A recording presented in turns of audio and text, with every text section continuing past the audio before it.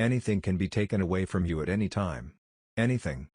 What is the harshest truth you've ever learned? Loving someone unconditionally, and being willing to do anything for them doesn't mean that they will feel the same way about you.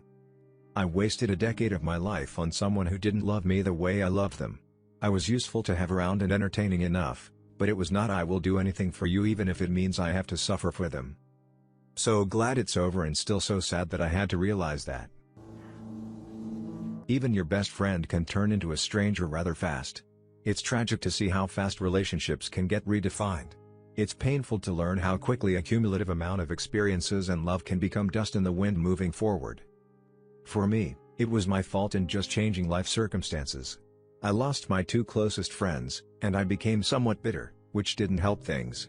They reprioritized their lives and decided I wasn't in that picture. You think that people will give you a chance at redemption, or that maybe they'd give you some kind of hint that you're pushing them away.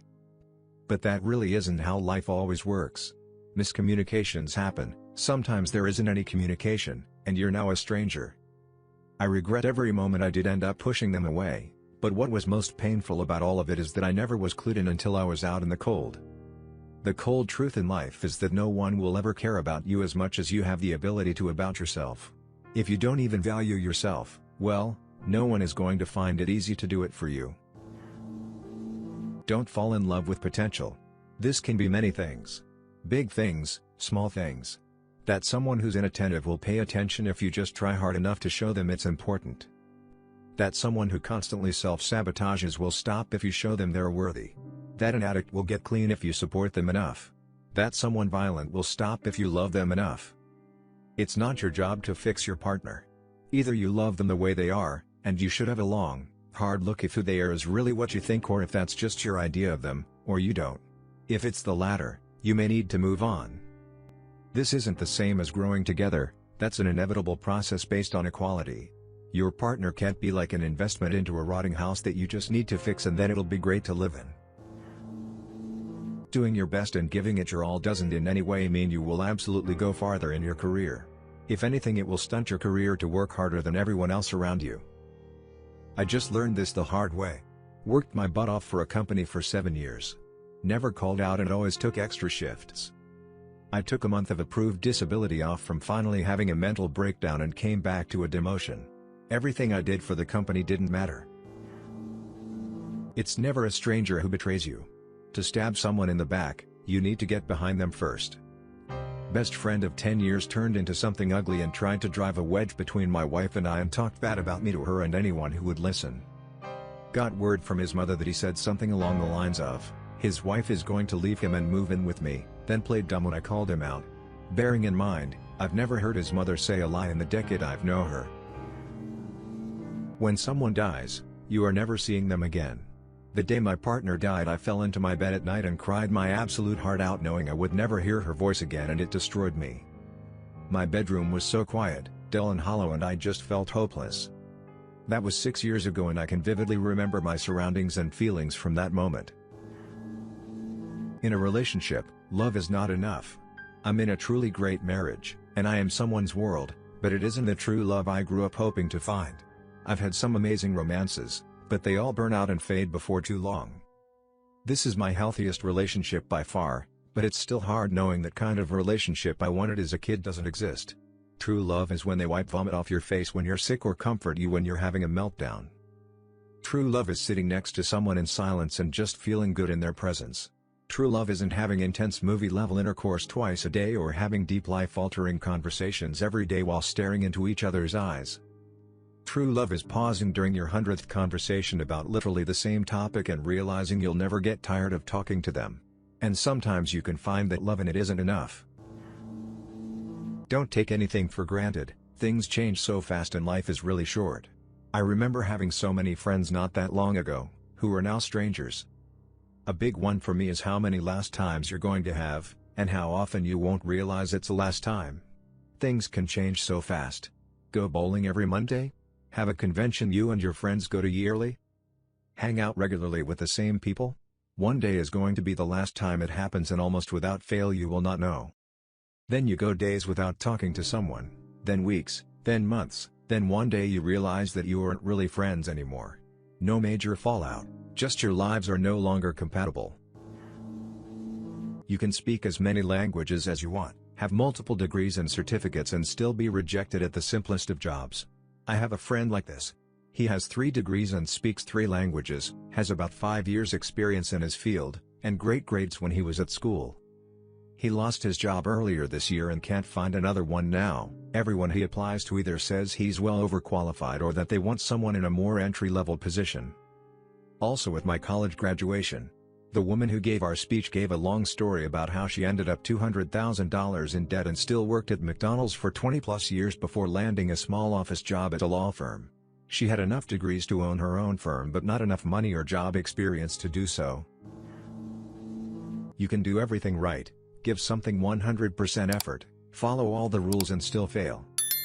Thing about life is it's not a game, it's a series of random events with a vague sense of continuity weaving through them. Unless you're dead, you can always start again. Sure, it might not be in the way you want, nor the way you envisage. Sure, you might need to cut all ties and leave everything behind, but the thing about the past is it's in the past. Life goes fast. Like super fast after you turn 24. My stepdad told me that I'd blink and be 40. Well, I blinked and being 40 sucks. Trying new things slows the aging feeling down. What really makes time fly is doing the same mindless routines every day. Changing your route to work, changing when you eat dinner, changing when you work out might be small, but it will get rid of the mindless parts of your life because you remember making decisions and dealing with change. Just something to think about. Being the hardest worker will not always equate to you being the one rewarded or recognized for accomplishments. And even worse, sometimes, people put in way less effort than you and they achieve more or are naturally better at it than you are. I believe practice helps anyone improve at anything, but some people are naturally smarter, stronger, faster, and better than you are at things that really matter to you. Nostalgia is a liar. I went back and watched the Power Rangers. Used to think it was awesome. Now it's super boring and corny. Couldn't even sit through it for nostalgia's sake. GoldenEye 007 for Nintendo 64 is also really bad. I forgot just how much Halo, which itself has aged poorly, added to FPS. Especially the physics. Gotta say, some stuff does stand the test of time. Like Zelda, A Link to the Past and Super Mario World and... that might be it. That no matter how much you care for and value someone, they're never obligated to be the same to you. Especially friends. This was like a bucket of cold water dumped on me. My husband and I are friends with a couple, we feel really close to them, our kids love each other. We have very similar family values. When the wife had surgery I was pretty emotional. Privately, there was a risk of the surgery going horribly wrong. In my head I was thinking that if they ever needed us to, I would take care of their kids in a heartbeat, no question about it. Her surgery went well, she recovered well. But my husband and I have no family in this country, and we tentatively asked them if they would consider being named legal guardians for our kids, and crickets. I'm not bitter about them not saying yes, because it's a huge thing to ask anyone. I just feel stupid for thinking that my deep feelings for them were reciprocated when they weren't. I still care deeply about them, but I've learned not to assume it goes both ways. I'm alone. My harsh truth was realizing my funeral might be empty, unless I die before my one surviving parent, that is. Hell, there might not even be a funeral. If I die at home, my corpse won't be found until they come to evict me for being late on rent. Luckily I have a good support system at the moment, but it took a real crisis, not just like failing a test or missing a payment deadline, but like something really messed up to make me finally realize how alone we all are at the end of the day. Like I went almost 20 years before realizing that there's gonna be stuff in life where not a single person but yourself can fix it or make it better. Sometimes the poorest are the richest, and the richest are the poorest. The guy who makes $40,000 a year with a loving wife, stable fulfilling job, and sense of purpose is richer than the single 50-year-old making 6 or 7 figures. The caveat here is that you can't have a fulfilling job if you don't have a car to take you there or clean clothes to get an interview. Once you get out of desperate poverty, I think that happiness no longer is determined by how much money you make. What I'm going to say will sound bitter. It is, but it's also the truth. When I was young, and knew nothing, I always wanted to be a hero. What that meant, I wasn't sure, but I knew a hero was just and kind and willing to do bold things. When you try to adopt a heroic mindset, it may start with a conscious desire to do good. That will fade. As you foster it, and make it a part of your identity, it will become a compulsion. You won't think of the reasons, eventually there won't be any. You'll sacrifice every comfort for others, you'll never receive the same treatment. You'll be satisfied with never receiving the same treatment. As a result, others will see your actions not as virtuous, but as expectations. You'll be fine with that too. You expect it from yourself anyway. But the more you look, and the more you do, you'll see more apathy. You'll see more selfishness. You'll see very few people like yourself. They are elusive, they don't connect with others easily. Being the change you want to see inevitably pits you against seemingly impossible odds, but compulsions don't weigh the odds, compulsions act. It is a lonely, lonely existence. And a very heavy burden. There's no heroic fanfare for the sacrifices you make. It isn't a movie. There's no sudden realization from others about how valuable you may be. You'll be forgotten, until there is a need. There is a lot of hate. I feel as though I've sacrificed a lot for people, and was willing to sacrifice much more that, thankfully, I never ended up having to. I believe you should do good things because they are good, and for no other reason. But it hurts. It hurts a lot. Nice people don't necessarily get treated very nicely. The trick is be nice but don't be a pushover. A lot of people think being nice is this all-encompassing thing where you bend over backwards for everyone. Treat people with dignity and respect, be kind, but also respect yourself and know where to set boundaries and stick up for yourself. I hate the mentality that a lot of self-improvement grifters push, usually at men, that the only way to get ahead is to be an a-hole. 99% of the time, no one cares. It can be both comforting and harsh.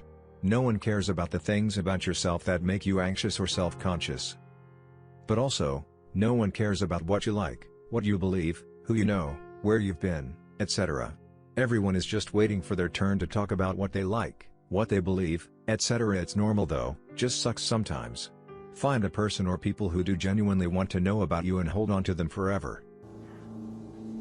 Anything can be taken away from you at any time. It can be your sense of security, your purpose in life, your job, your significant other, your dreams, your bodily functions, your hope for the future, your idea of what life is or what it could be. It can all go away in an instant. With no logical or ethical reason why. We live in a stochastic universe. There may be patterns and there may be trends, but we will never truly know how things will turn out. It's the hardest thing to accept in life, but it's also the exact thing that makes life worth living. It is so hard being poor. And putting your best foot forward, showing up early and offering to stay late, being reliable, and being a hard worker is not enough to move up the customer service chain and move up past minimum wage. If you want government assistance, you can't work full-time minimum wage or you'll lose it. If you lose it, you have to figure out how to work even more to make that money up. If you're not a parent, not disabled, not a veteran or pregnant, you really can only get food stamps, even when 70% of your income goes to some slimy landlord and nearly the rest goes to everything else you need. It's goddamn tough. So goddamn tough. But the hardest truth is, if you're poor, you're just poor then. No amount of work will make you not poor. Nothing you will do will ever be enough. The world will keep spinning, the hungry will be hungry, the evil will be evil. No problem that matters is ever solved. Scarcity and entropy are constant, in every possible dimension, from relationships to finance, and you never get to stop struggling against them. All you get to do is shift which forms of them you have to confront most immediately. You were born on this ride and there's only one way off. You can have friends with great lives and great families and everything about you sucks and there's nothing you can do about it. Your rich friend will have a really close family and their biggest concern is their children getting into their dream career, and if it doesn't work out, their second dream career. Their family has great holidays and there's never any drama. Meanwhile, you're worried about whether the next phone call from your divorced parents that don't call you that often is one of your siblings dying. I've had a pretty good life, but sometimes it sucks having a friend that has it all, and your family is going downhill. I have very good friends I lean on, which is nice, but goddamn, why is my family the one that's struggling? Every organization, no matter how lauded, how aspirational, how trusted, is still a bunch of very fallible humans. This is my absolute favorite and one I came to the realization of a few years ago. There is no Apple, Google or Reddit, It's just a loosely bound set of humans, striving towards a roughly similar goal. These companies have all the flaws, corruption and malevolence of individual humans, but as with all individuals, it is outweighed by passion, pride and creativity. Every marketing term, every angle on a product, every font, every press release, all of these once began in a single human's mind. The real goal of a company is to optimize for each individual employee's strengths, whilst mitigating their weaknesses. Thanks for listening to Radio TTS. Hit the subscribe button and activate the notification bell for more videos. Click the right box for the Radio TTS playlist and let us know what the next video should be about.